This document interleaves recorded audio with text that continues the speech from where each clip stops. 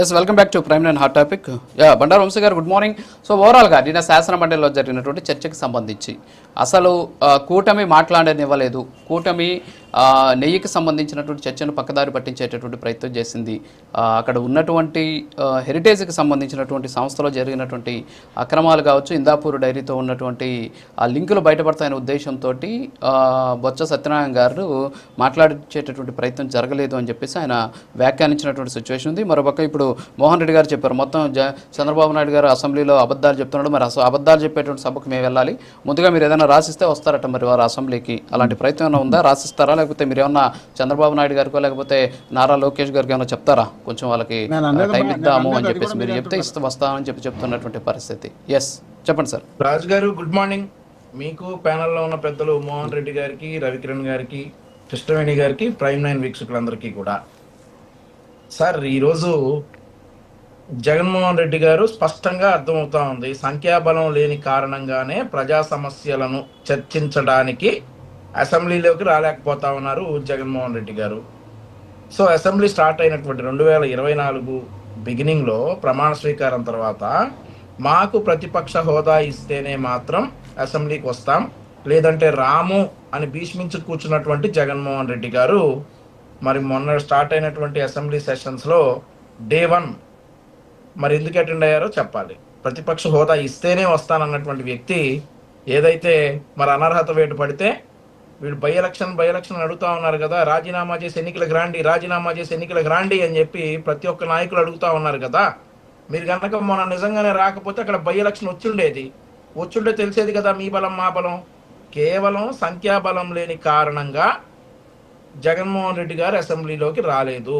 Sir గతంలో చూసుకుంటే 2019లో Telugu Desam party ఘోరంగా ఓడిపోయిన తర్వాత 23 సీట్లకే పరిమితమైన తర్వాత మొదటి 6 నెలల్లోనే మా దగ్గర నుండి ఎన్నికైనటువంటి 3 ఎమ్మెల్యేలని వారి పార్టీలోకి చేర్చుకున్న తర్వాత మా బలం 20కి పడిపోయిన తర్వాత ఆ తర్వాత ఇంకొక 6 నెలలు ఇంకొక ఎమ్మెల్యే కూడా వెళ్ళిపోయారులేండి, అది వేరే విషయం. 19 మంది శాసనసభ్యులు తెలుగుదేశం పార్టీకి మిగిలిన తర్వాత 2020 సెప్టెంబర్ 2020లో 19 మందిలో 18 మందిని సస్పెండ్ చేస్తే, లేదంటే మార్షల్స్ తోటి అసెంబ్లీలో నుండి బయటికి తీసుకెళ్లిపోతే ఈ 151 మందికి చంద్రబాబు నాయుడు గారు ఒక్కరే నుంచుని సమాధానం చెప్పిన సంఘటనలు చాలా ఉన్నాయి. మనం ఏ ప్రశ్న ఇప్పుడు చంద్రబాబు నాయుడు గారు ఒక్కరే నుంచున్నారు ఆ రోజు అసెంబ్లీలో, ఒక్కరే, ఎవరూ లేరు. మిగిలిన 18 మందిని సస్పెండ్ చేస్తే మార్షల్స్ తో బయటికి లాక్కెళ్తే చంద్రబాబు నాయుడు గారు ఒక్కరే నుంచుని అసెంబ్లీలో ఉన్నటువంటి సందర్భాలు ఉన్నాయి. చివరికి ఆయన మీద 2021లో ఆయన కుటుంబ సభ్యుల్ని వారు అనరాని మాటలు అంటే ఆయన అప్పుడు నేను మళ్ళీ అసెంబ్లీలోకి ఎంటర్ అయితే యాజ్ చీఫ్ మినిస్టర్ ఎంటర్ అవుతాను అని చెప్పేసి శపథం చేసి బయటకు వచ్చినటువంటి సందర్భం కూడా మనందరికి గుర్తున్నాయి. గతంలో జరిగిన సస్పెన్షన్లు చూసుకుంటే సార్ నవంబర్ 30, 2020న అందరూ శాసనసభ్యుల్ని సస్పెండ్ చేసి చంద్రబాబు నాయుడు గారు ఒక్కడిని అసెంబ్లీ ఫ్లోర్ లో ఉంచినటువంటి సందర్భం. ఆ తర్వాత సెప్టెంబర్ 2023లో చంద్రబాబు నాయుడు గారు అరెస్ట్ అయిన తర్వాత జరిగినటువంటి అసెంబ్లీలో కూడా 14 మంది తెలుగుదేశం పార్టీ ఎమ్మెల్యేని స్పీకర్ సస్పెండ్ చేసినటువంటి సందర్భంలో కూడా అప్పుడు కూడా మరి మాకు కేవలం కొంతమంది ఎమ్మెల్యేలు మాత్రమే మిగిలినటువంటి శాసనసభలో మిగిలినటువంటి సందర్భం. సో ప్రజా సమస్యలకు మేము అంత డెడికేట్ అయ్యి ఉండి మేము ప్రజా సమస్యల మీద పోరాడాం. ఒక్కడున్నా కానీ చంద్రబాబు నాయుడు గారు పోరాడారు. ఈ రోజు మరి మీరు గమనించారో లేదో, మొదటి రోజు శాసనసభకి అటెండ్ అయినప్పుడు మరి ఆ 11 మందిలో అసలు కనీసం హాస్య గ్రంథులు పెట్టారా దేవుడు, లేదంటే కనీసం పలకరింపుగా నవ్వుతారా అనేటువంటి విషయాలు కూడా ఎక్కడా లేవు. ఇప్పుడు జగన్మోహన్ రెడ్డి గారు అసెంబ్లీకి వస్తే ఆయన్ని గేట్ 1లో ఎంటర్ చేస్తేనే వస్తారా, గేట్ 1లో నుండి ఏదైతే లీడర్ ఆఫ్ అపోజిషన్ వచ్చేటటువంటి ఇప్పుడు ఓకే అవన్నీ పక్కన పెడదాం. ఇప్పుడు నిన్న శాసన మండలిలో లడ్డూకి సంబంధించినటువంటి అంశంలో షార్ట్ డిస్కషన్ విషయంలో ఎవరిది తప్పు? అంటే వాళ్ళు మాట్లాడదాం అంటే మీరు పారిపోయారా, లేకపోతే మీరు వాళ్ళని మాట్లాడనివ్వలేదా, లేకపోతే మీరు అధికార బలాన్ని ఉపయోగించి వాళ్ళని అడ్డుకునేటువంటి ప్రయత్నం చేశారా? ఏం జరిగింది? వాళ్ళు చేస్తున్నటువంటి వాదనకి మీరు ఇచ్చేటువంటి కౌంటర్ ఏంటండి? సార్ మా దగ్గర ప్రతి ఒక్క ప్రశ్నకి సమాధానం ఉంది. ఈ షార్ట్ డిస్కషన్ లో లడ్డూ గురించి వైఎస్ఆర్సీ అడిగే ప్రతి ఒక్క ప్రశ్నకి సమాధానం ఉంది.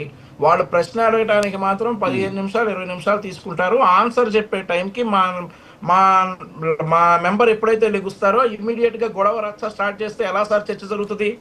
వినాలి కదా, ప్రశ్న అడిగినంత ఓపికగా ఆన్సర్ వినాలి కదా. ఆన్సర్ వినకుండా నిన్న ఒక ఎమ్మెల్సీ గారి మీదకి దాడికి వచ్చారు, దాన్ని ఎలా తీసుకోవాలి? సమాధానం చెప్తున్నటువంటి క్రమంలో సమాధానాలు చెప్పనీయకుండా అడ్డుపడి మేము పారిపోయాం అని అంటే what is the meaning sir? సమాధానాలు చెప్పే ఓపిక ఉండాలి. ప్రశ్నలు అడిగినప్పుడు సమాధానం చెప్పి వినేటటువంటి ఓపిక ఉండాలి.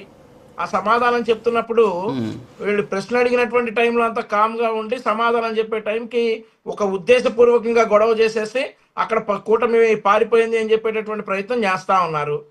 రమ్మనండి, కూర్చోమనండి, సమాధానం వినమనండి కామ్గా.